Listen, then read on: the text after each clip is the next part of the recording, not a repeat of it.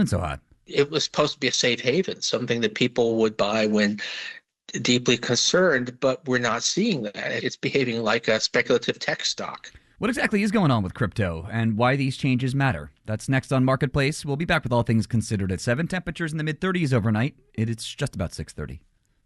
WNYC is supported by Public Art Fund, bringing New Yorkers art every day. Now at JCDecaux bus shelters across the city, 6 photographers transform spaces typically used for advertising into an artistic encounter. More at publicartfund.org.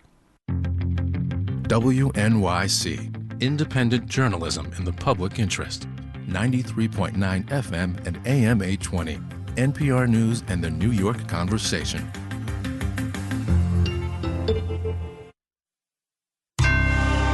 Marketplace is supported by Progressive Insurance, offering employment opportunities with benefits at locations across the country. More information at careers.progressive.com. Today on the show, we'll talk about crypto, retail, AI scams, and we'll talk about a company placing a bet on the idea that it will outlive us all. From American Public Media, this is Marketplace. Marketplace is supported by Revenued, providing working capital for businesses whose cash flow is holding them back. Revenued approves businesses based on... F it. What's he thinking? Revenue, not credit, with funds approved and available in a day. More at getrevenued.com. And by Wealth Enhancement, offering its Wealth Blueprint plan through advisors nationwide. It integrates retirement, investing, taxes, and more into one plan. Learn more at wealthenhancement.com/build. And by GitLab, built for how software actually gets delivered. Finally, AI for the entire software lifecycle. Learn more at gitlab.com.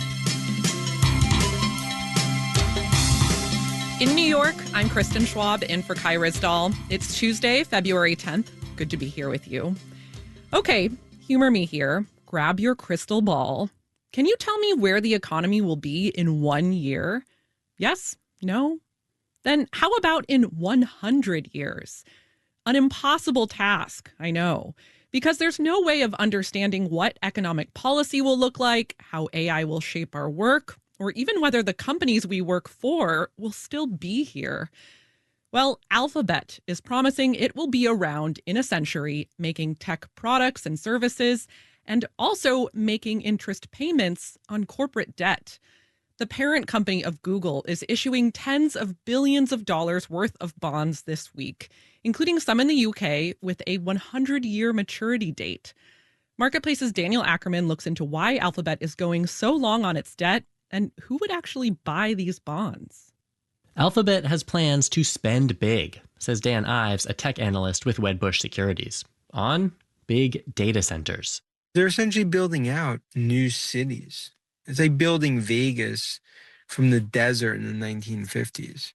And that is going to take a lot of cash over the course of many years. We're going to be building out data centers for a long time to come. Gil Luria is an analyst with D.A. Davidson, and he says Alphabet's sale of century-long bonds is something of a flex on its competitors in the AI race. They want to communicate to everybody else, we're in it for the long haul. This is a big old game of chicken. We are going to drive as fast as we can. I'm going to borrow for 100 years because I'm that confident that I'm going to win. That's what Google is doing. There are buyers interested in bonds that won't mature until 2126. Gerald Cohen, an economist at the University of North Carolina, says some money managers think very far ahead. Insurance companies, pension companies have very long-dated liabilities. Alphabet had no problem finding buyers for its century bonds today, according to Bloomberg.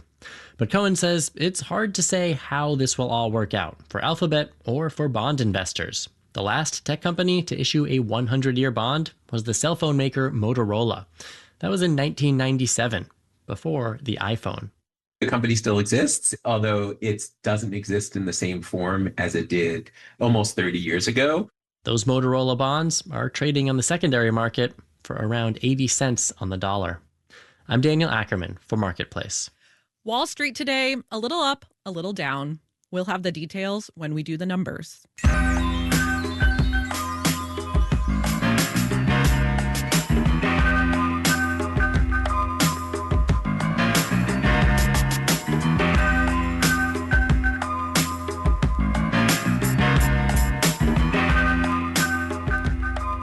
We're still waiting for the Supreme Court ruling on the legality of the Trump administration's tariffs. The justices are scheduled to take the bench again next Friday, so we may get a decision soon. We may not. The tariff picture has been muddy for about a year now. On again, off again, on again, repeat. And throughout it all, we've been keeping in touch with Daniela Velasquez de Leon. She is general manager at Organics Unlimited, a banana importer in San Diego. Daniela, it's great to talk to you again. Yeah, it's great to connect. Catch me up on bananas. How is business? Business is doing well. Ever since the full exemption on fresh produce that isn't produced domestically, that's given us some semblance of stability, though there's still, a lot of uncertainty in the world right now. Mm-hmm. You just mentioned some worries you still have. Tell me more. Well, on the one hand, it feels like tariffs are stable for now, but at the same time, there's still a lot of uncertainty when it comes to the macroeconomic situation. Something like the strength of the dollar really affects all of the products that we're importing from abroad. So even though we don't have the tariffs, our cost of goods has gone up over 10% year over year, just with the strength of the dollar. So that's pretty similar to what we were feeling with the tariffs, but we're not able to increase prices by that much, especially on an item like bananas that's been artificially underpriced for decades. And then just the uncertainty around the upcoming renegotiation of the USMCA agreement is also something that has us a little nervous. Again, I really trust and hope that we'll continue to work together, between the Canada, US, and Mexico. But there's just a lot of uncertainty right now. Mm-hmm. Even if you're in a more stable time right now than before, I'm kind of wondering what it's like to look back on the high stress period of maybe this past summer or earlier in the year and what that cost you in sanity, but also what it actually cost your business. I guess on one hand, it's better, that you're dealing with less tariff stress now, but at the same time, was it all for nothing? I guess I'm wondering. If we're getting philosophical, it helped me mentally to realize at some point you have to let go of the things you can't control. But it did cost us our business. I think I shared with you previously that we spent a lot of money with lawyers to try and understand what compliance would actually mean if the tariffs went into place.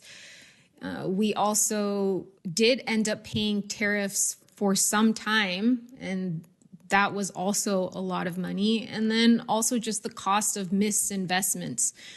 We had planned on a number of investments in 2025 that didn't end up materializing because we didn't know what was going to happen. Do you think you'll be moving ahead with some of those this year? Very slowly. I think we were very excited when 2025 started to get all of these projects underway. And what 2025 has taught us is that in this climate, we need to be slow and measured. So we do plan on making those investments, but it will be at a much slower pace as we understand what's going to be coming down the pipeline. How closely are you watching this Supreme Court ruling on the legality of these tariffs? I feel like it's been any day now, every day now. Yeah, I was following closely when the first deadline was approaching, and I have no doubt that when that decision comes out, I will hear about it all across our industry news that I do keep up with every day. But I've tried to stop following the news every single day like I used to, just for my own mental sanity. Fair enough. Daniela Velasquez de Leon is general manager at Organics Unlimited. Thanks for talking. Thank you.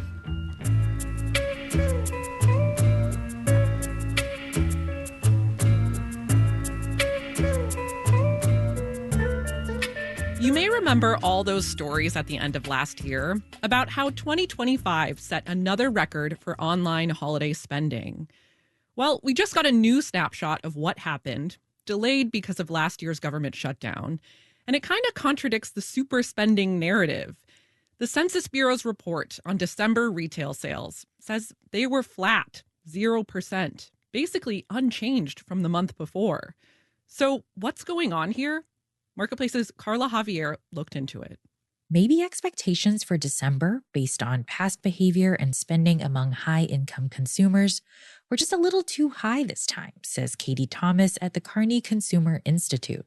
What you see here is just a little bit of acknowledgement across the board, regardless of income, that people are making thoughtful purchases. So they were still spending, but they weren't overspending. Perhaps foregoing that extra dessert or gift. Uncertainty about jobs, tariffs, healthcare costs, and government shutdowns could have all taken a toll on spending too, says Olivia Johnson at the University of Houston.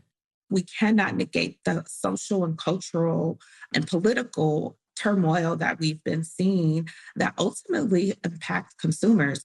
Or maybe with retailers offering deals earlier and earlier, consumers looking to save some money might have already finished their holiday shopping before December even started. Arun Sundaram is with CFRA Research. November was a stronger than expected month. Retail sales were up, 0.6% from October to November. And so that sort of explained why, maybe we saw some flat growth in December. Retail sales data, Sundaram says, can be volatile, so he's not worried about any one month. Though he will be watching as more retailers report their earnings over the next few days and weeks, in particular, looking at same-store sales, which give the clearest picture on how a retailer performed. I'm Carla Javier for Marketplace.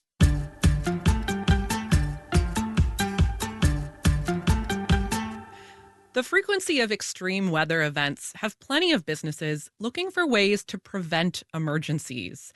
Out west, shutting down power is becoming a more common strategy to combat wildfire risk. In late December, Colorado's largest utility provider, Xcel Energy, turned off the lights on thousands of people near Boulder. The company says a downed power line could have ignited a fire, but the shutoff has sparked backlash instead. Ishan Thakur reports from Boulder. Losing power during the shortest days of the year was trying for Bob Carmichael.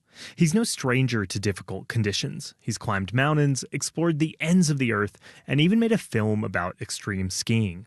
I've spent a lot of time in big climbs and all kinds of stuff, but I know what I'm getting into. I don't just get thrust into it and say, good luck. Carmichael is almost 80 now, with hearing aids that need to be charged. For him, the whole experience was isolating.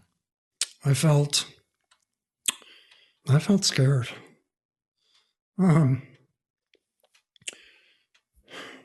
Xcel cut the lights because of hurricane-force winds and unseasonably warm, bone-dry conditions. It happened nearly 4 years after similar weather spread the Marshall Fire. That fire, it's Colorado's costliest. It incinerated more than 1,000 homes. Robert Kenny is the president of Xcel Colorado. The utility started notifying customers days before it cut power, and then sent dozens of emails, texts, and social media updates. Kenny defended the company's decision at a hearing in late January. These were the exact same kinds of winds that were seen and that existed just prior to the Eaton and Palisades fires in Southern California. Utilities across the West shut off power to prevent fires. After all, no one wants another Lahaina or Altadena. But shutoffs can be a blunt tool. They hit the elderly, sick, and poor people hard. Betty Devine and her roommate Beatrice Bell lost power for days. They've lived together for years in low-income housing in Boulder. Here's Devine. She's my best friend. I consider her more than a sister. We say we're sisters from another mother. Bell has stage 4 breast cancer, and Devine's her caretaker. Money is tight. After paying for rent and utilities, they have just $300 a month to pay for medicine, groceries, and hospital bills. The shutoff threw a wrench in their careful planning. They lost around $200 worth of food, wiping out their reserves. Still, they felt lucky. Last month, Bell's doctors put her on oxygen, which means she now needs power 24/7. We're glad that it happened before she went on oxygen. At the same time, it was really bad for a lot of people. And we're just one of many that were affected. California was the first state to cut power to prevent fires. Michael Wara directs the Climate and Energy Policy Program at Stanford. He says shutoffs work. Is it a drag? Yeah. No one loves a power shutoff, but they really do prevent fires under the most dangerous of circumstances, where the firefighters are not going to be as effective. Wara says that utilities like PG&E have gotten much better at targeting, so only the highest risk areas go dark. And Wara thinks Xcel will get better at shutting off power and turning it back on in the future. It's something we have come to accept in California. I think many other Western states are going to have to accept it as well, because you can't run the grid when it might kill someone by running it. Power shutoffs are just one tool utilities across the West use to prevent wildfires. But they may become more common because of how hot and dry it is. Getting used to the dark could be a new normal as more Americans learn to live with fire risk year-round. In Boulder, I'm Ishan Thakur for Marketplace.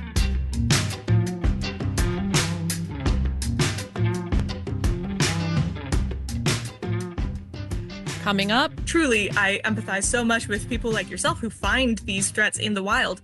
The wild is full of lions and tigers and also scammy websites. But first, let's do the numbers. The Dow Jones Industrial Average found 52 points, 0.1%, to close at 50,188. The Nasdaq gave up 136 points, 0.6%, to finish at 23,102. And the S&P 500 fell 23 points, 0.3%, to end at 6941. Wall Street analysts had been expecting Coca-Cola to report solid fourth quarter earnings this morning, but instead, Coke's revenues fell short of expectations. Shares flattened 1.5%. Bonds rose. The yield on the 10-year T-note fell to 4.13%. You're listening to Marketplace. The Numbers is supported by GitLab. Finally, AI for the entire software lifecycle. Marketplace is supported by GEP, at the forefront of agentic procurement orchestration and autonomous supply chains. With GEP Smart Software, GEP Key Agentic AI, and Strategy Consulting, GEP works to help business optimize value and reduce risk. And by Progressive Insurance, providing direct car insurance rates side by side with other insurance carriers. Customers can see rates and find an option that works for their needs. Now, that's Progressive. Learn more at progressive.com.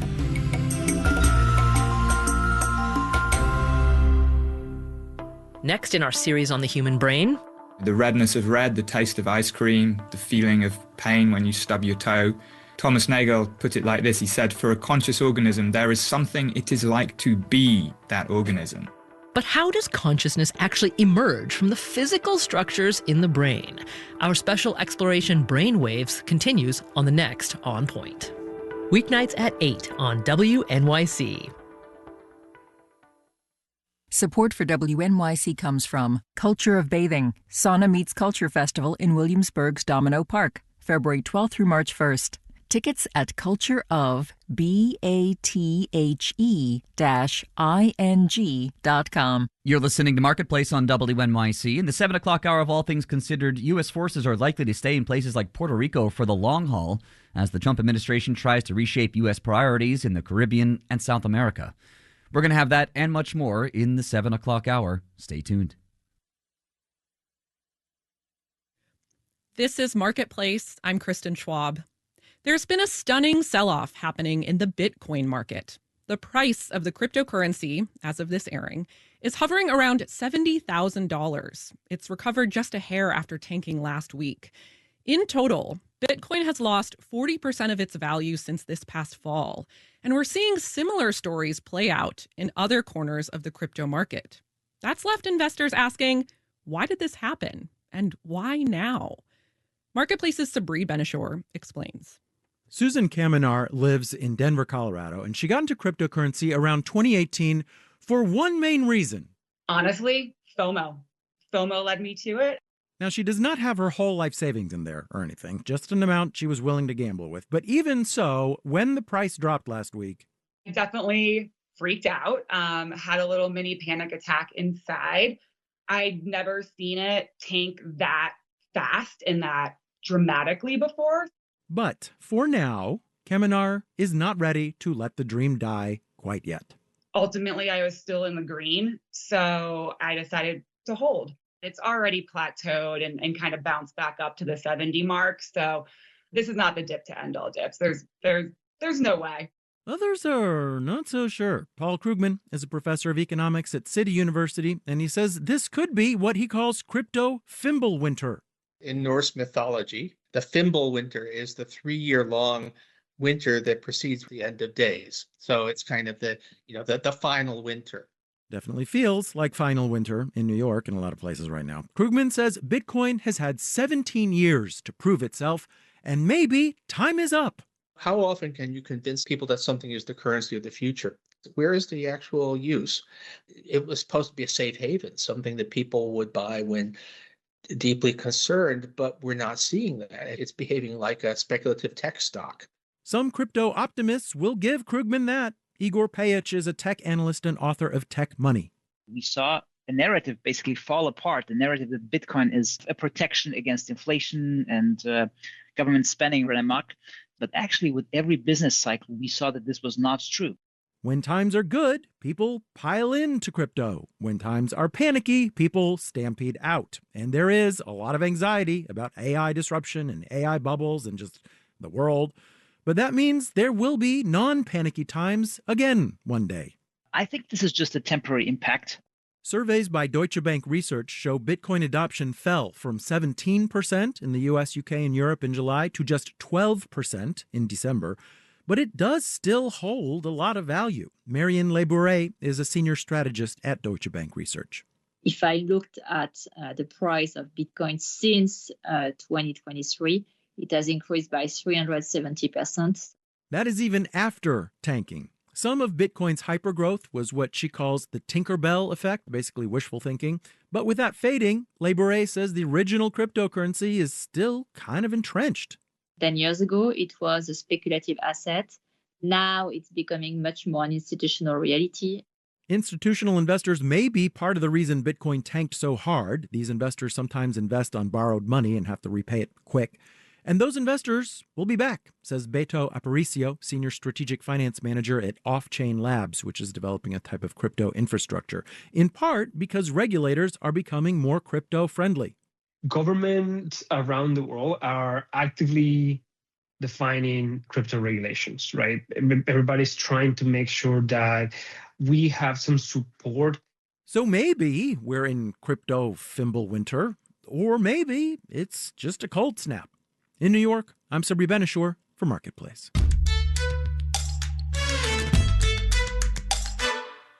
Nothing is really certain in this life, except death, taxes, and maybe scams. Yes, scams have been around forever, and they evolve to be more complex and convincing as technology evolves. Enter, of course, artificial intelligence.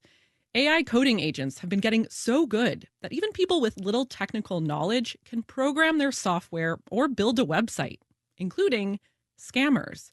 Here's Marketplace's Megan McCarty-Carino. The other night, I'm sort of half watching a spy thriller on Hulu and shopping on my phone for a hair care product. If you must know, it was the curl moisturizing mousse from the Italian luxury brand Davines.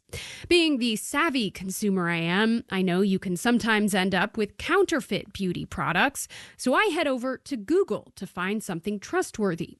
First sponsored result, the Davines North America official online shop. Spoiler, it was not. Truly, I empathize so much with people like yourself who find these threats in the wild and assume that they are legitimate. That's Ginny Spicer, a threat intelligence analyst at cybersecurity firm Netcraft, which says last year it identified 100,000 AI-generated websites impersonating almost 200 different brands. We can see the basic hallmarks of AI generation that you might see repeated in the code. We're even watching to see how many emojis are left into the site code, because that's not something people typically do. But on the front end, my fake Davines website looked nearly identical to the real thing, at least on a mobile phone. No misspellings or janky graphics. It's not that I didn't know that sophisticated scam websites exist. They've been around a while. I guess I just wasn't expecting to encounter one in a Google search for a niche Italian hair product. Charles Henderson with cybersecurity firm Coalfire says AI has changed the economics of scamming. It's the same scam. It's cheaper to do it on a broader scale. In the old days, my Davines scammer would either have had to learn specialized skills or hire someone with them, spend a bunch of time building a site, and then hope enough shoppers of a relatively obscure brand handed over their credit card numbers in the short window of time before the scam inevitably got reported. But AI makes it possible to generate dozens of official-looking sites a day with just a few prompts. And that means the return on investment's higher. That means it's going to be more prolific. Smaller brands and e-commerce operations are now being targeted by imposters, says Zach Edwards, senior threat analyst at Silent Push. You're, a luxury hair brand. You've never had any cyber threats targeting you. And then suddenly you get dozens of customers who are like, I lost $1,000. And so a lot of these brands are facing this challenge of, how do I find these? How do I warn my customers that this could exist? He says because fake sites are cheaper to produce, scammers don't have to be so aggressive in finding victims with unsolicited emails or text, which many consumers have grown skeptical of. Imagine you're on a social network and you've liked a luxury brand. A scammer can buy ads targeting people who have liked that luxury brand. You Googled it. It was on the first page of results. How could it be bad? He says the usual red flags apply, like discounts that are too good to be true, but we now have to be vigilant in contexts we might not have expected. And we've got all kinds of AI agents out there doing who knows what, says Lana Swartz, a professor of media studies at the University of Virginia. The more and more that AI becomes like infrastructural and become part of our everyday lives, the more likely we are to encounter scams and fraud. Whether it's deep fake videos, job scams, or imposter websites, AI is scrambling the signals we use to make sense of the world. We absolutely are moving into an era where we're going to have to recalibrate our epistemologies in just about every aspect of our lives. I did finally realize the Davines site was fake. About half a second before I hit the buy button, I glanced down at the URL, which said davinius.com. I'm Megan McCarty-Carino for Marketplace.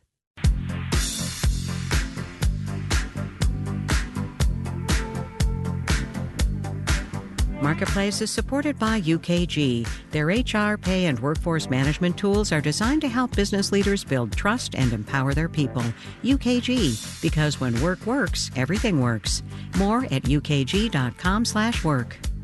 And by Odoo.com, offering integrated programs for sales, customer relationship management, inventory, and other business operations, designed to work together as a customizable software suite. Odoo, all your business on one platform. This final note on the way out today, saw this in Business Insider. Do you consider Cardi B's presence during the Super Bowl halftime show a performance or an appearance? And does an appearance count as a performance? I ask because there's money on the line, and the major prediction markets don't agree. People placed bets on whether Cardi B would perform during Bad Bunny's set. The rapper was seen dancing along on stage, but not singing. Polymarket has decided that, yes, this counts as a performance. Meanwhile, Kalshi is not picking sides. It chose to instead settle the market at the last traded price because of ambiguity. Kalshi saw more than $1 billion in trading volume on Sunday, a daily record high. Jordan Manji, Sunil Maharaj, Janet Nguyen, Olga Oxman, and Virginia K. Smith are the digital team, and I'm Kristen Schwab. We will see you back here tomorrow.